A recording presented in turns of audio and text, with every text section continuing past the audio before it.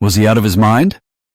A stranger screamed that at me as I climbed over a collapsed fence toward a burning shed. Smoke was so thick I could barely see my hands. Someone grabbed my jacket and yelled, "The propane tank could explode!"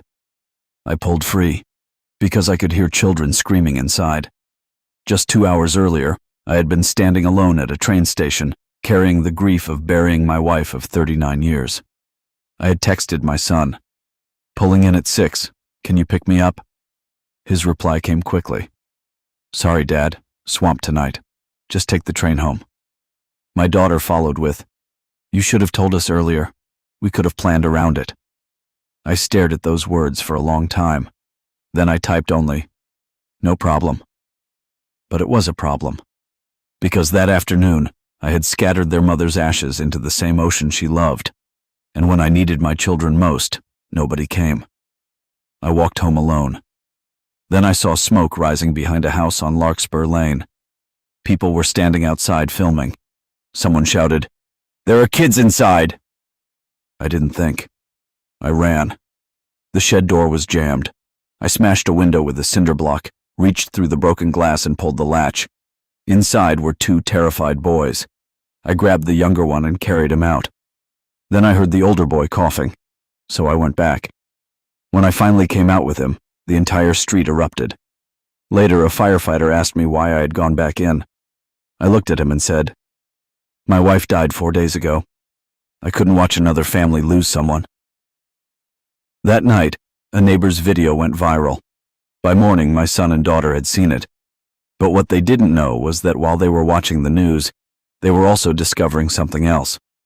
Inside my house, they found their mother's old notebooks, and page after page revealed the truth. I had sold my boat to help my son buy his first house. I had used my retirement money to help my daughter through her divorce. I'd worked extra shifts to save my son's business. I'd delayed replacing my truck for years to pay for my granddaughter's braces. And during my wife's illness, I'd spent almost everything I had left on her treatment. I never told them. Their mother had written one final sentence. "I hope our children never mistake his silence for indifference. His quietness is the biggest heart I've ever known."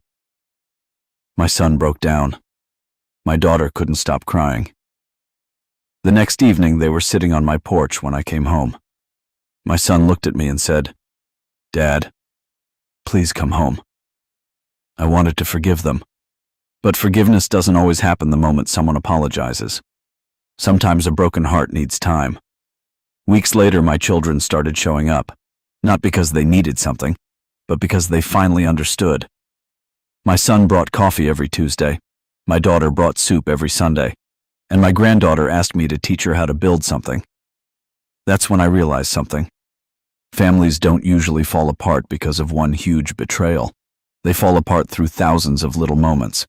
A call you don't make, a visit you postpone, a message you ignore, because you assume there will always be tomorrow. But sometimes, there isn't. So tell me honestly, if you were me, would you have protected your children on television, or told the whole truth? Comment 1. If I did the right thing. Comment 2 if my children deserve to be exposed. Comment 3 if you're torn between both. And before you scroll away, call someone you love. Don't wait for a headline to remind you who's been carrying you all along.